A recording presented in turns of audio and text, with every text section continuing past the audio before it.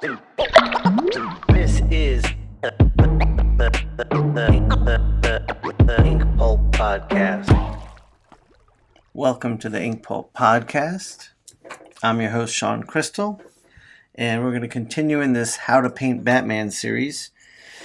So I've got this transferred to the board, if you remember that from last time, and I went in and just kind of cleaned it up a little, and I'm going to lighten it up now.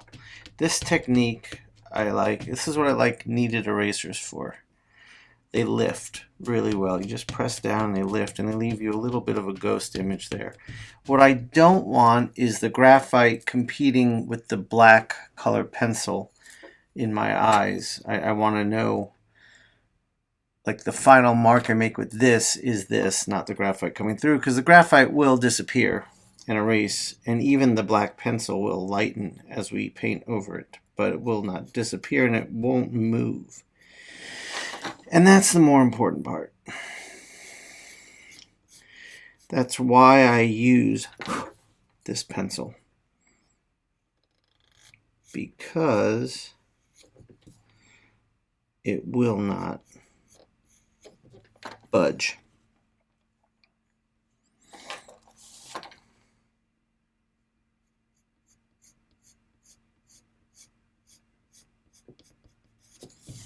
So what I'm going to do is I've got two black color pencils I'm using.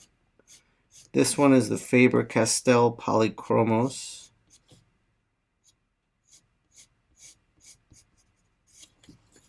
And the other one is the Prismacolor Verithin. And of course our lovely Polychromos. Of course it's backwards. Because of the camera. What are you going to do? This Verithin I use for fine areas. It's not as dark, and the first thing I like to do is really establish a bold, thick colored pencil outline.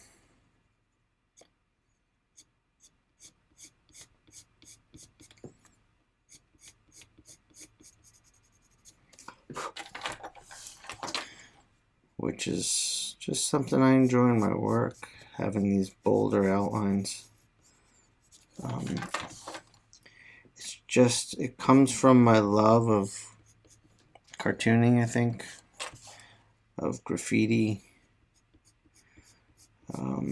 I know when you're speaking of more traditional academic art, there's really hardly an outline.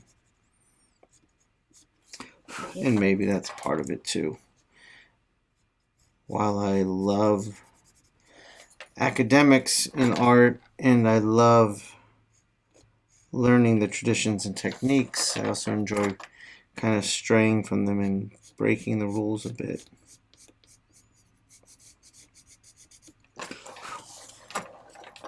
It's just my nature as an artist. I think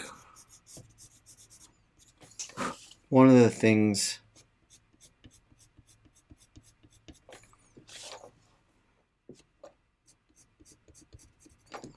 that's really nice when it comes to art is just allowing yourself to be yourself as an artist. That's a really nice and important lesson to come across. So now that I'm getting in the interior spaces, I'm going to start using this Verithin a little more because it's a small painting with some tight areas in the drawing. And I do kind of pencil these like feather marks in from time to time.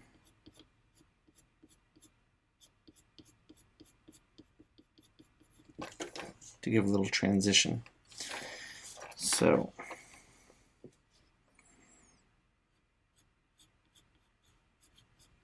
and I have to remind myself not to be thinking so flat black. Like, this isn't ink I'm using, this is a colored pencil.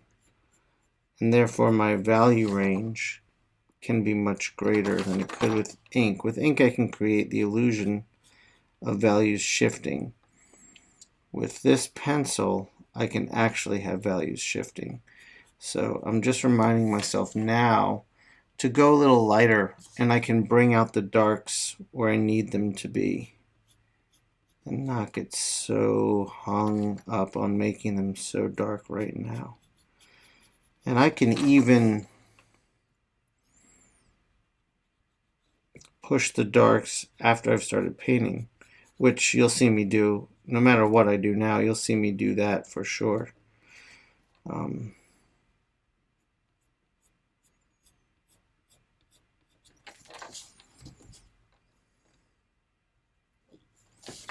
So yeah, I'm just gonna kind of keep it a little light here, and then we'll come in later and adjust the darks accordingly. I'm a little curious if right now, so it's good, like there are areas, every time I bend off camera, I'm just sharpening the pencil. There are areas where I do want really dark line work. So to define the mask on this side, I think is good. I don't need that thick line. I just need a dark line so that I can see. All right, that's good for now. I don't want to get into too much with that. And you'll notice me sharpening my pencil a lot. This, especially this very thin, but these get worn down quickly because they're creamy. And when they get worn down, you lose that tip, you lose some of the control you have over the tool, and you lose the sharpness of your marks. So I'll be sharpening a lot. Just bear with me as I do. And I'm trying to decide if up in this area right here, do I want to like have values shifting or not? Do I want to, like, what do I want to do there? And I'll get there when I figure it out. Right now I'm just addressing these areas that I truly understand.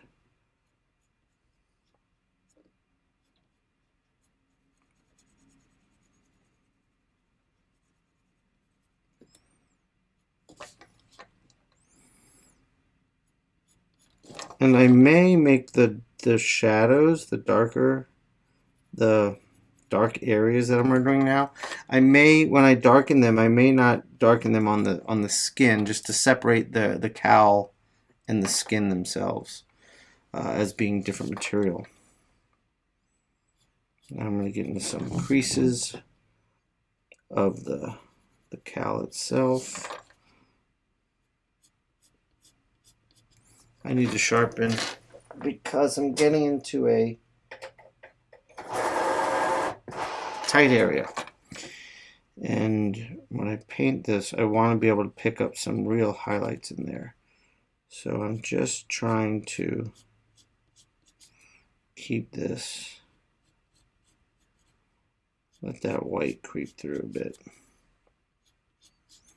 I'm having some harder edges to this shadow mass up here, and as I get down lower, I'm going to add some softer, more transitional edges.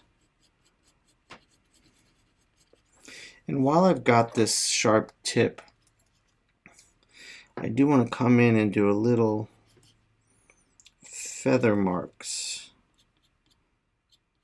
which is something I've always found ways to ink with, and now I'm finding ways to pencil with.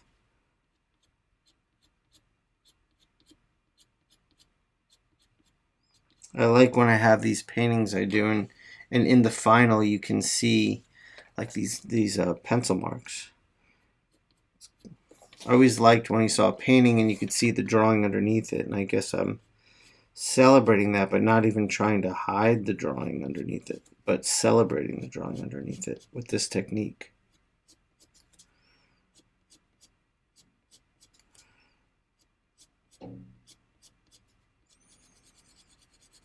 I've been wanting to see if I can find some like mechanical refills, mechanical pencil refills that are black. Colored pencil, not graphite.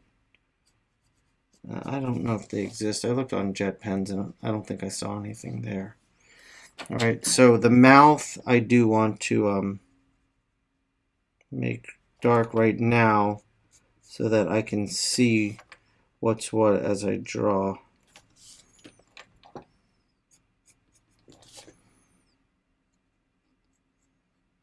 And if you're wondering, like, how do you know these forms you're rendering? How do you know these shapes you're making to describe a face and shadow? How do I know about this stuff? And the simple answer is it's just a lot of study. It's something I covered in my podcast series on the masses of the human head, how to draw the human head, which you can go back and watch. And learning these geometric masses of anatomy really allow for you to understand light and shadow much better. What's funny is when I started really digging into the work of George Bridgman, who was a figure drawing professor, and I believe he taught Leyendecker and Rockwell and people like that, the classic American illustrators. He basically, his books just break down human anatomy in terms of masses and wedges, and it's very artistic and not terribly scientific, which is a really nice tool to have as an artist studying anatomy. So when I started really diving into the work of Bridgman, I mean, I discovered Bridgman at a young age, and I loved the drawings. I didn't even understand that they were going to be so helpful in me understanding light and shadow later in life. But when I started really diving in and referencing the work a lot, I started seeing in the work of Mike Mignola that he was looking at it, and I could open certain comics that Mike had drawn, like Fafhrd and the Grey Mouser, and I could see, like, oh, that's from the Bridgman text on page so-and-so where he breaks down the torso, and there's Mignola drawing a torso based on the teachings of George Bridgman. And that was a pretty cool discovery. I felt like I was part of this club. And it just, I think it's really important to understand and study anatomy when it comes to your artwork.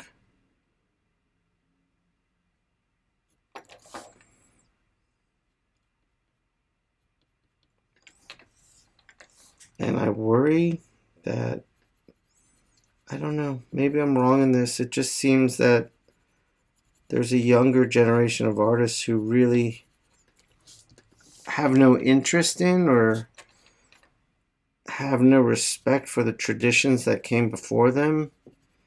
And I'm all for that punk rock, do-it-yourself, go with your gut, don't worry about academics attitude, but these are invaluable tools, and we have to study them or the work does suffer. I'm not saying you have to be a scientific anatomy instructor, but you should study it and you should respect what's come before you. I've got some sensitive rendering coming in here, so I want to have a really sharp tip.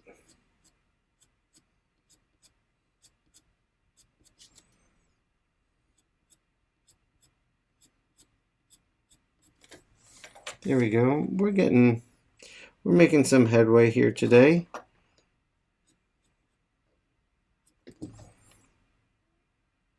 And I can already tell I'm going to be very excited to light up that chin when we get there. So now I'm just going to be shading in this, and then we will pick out our blacks as need be when we get there. What I'm going to do is we'll get this shaded in, and then we'll stop this episode, and the next episode we'll just It'll be a little bit shorter, but we'll focus on darkening. In fact, why don't we do this all together in one episode so the next one's not so short. Let's stop here for now. We've got the basic line work done. We've started to lay in the values. So let's consider this part 1 of the value drawing. And come back to the next episode for part 2. And remember, if you're enjoying this, what I'm doing here is I'm giving you a taste of me as a teacher, a taste of my artwork. And I want you to come over to INKPULP Instruction. The link is right down there in the comments. And give INKPULP Instruction a try if you want to be a better artist, if you want to really tap into your potential as an artist and become a professional.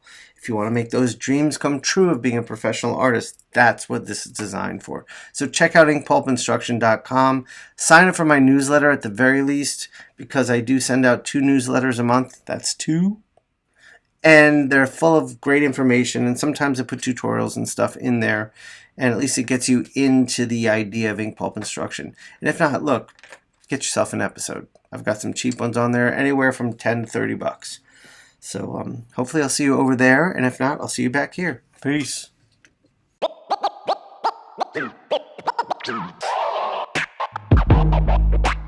Comics, hip hop, life.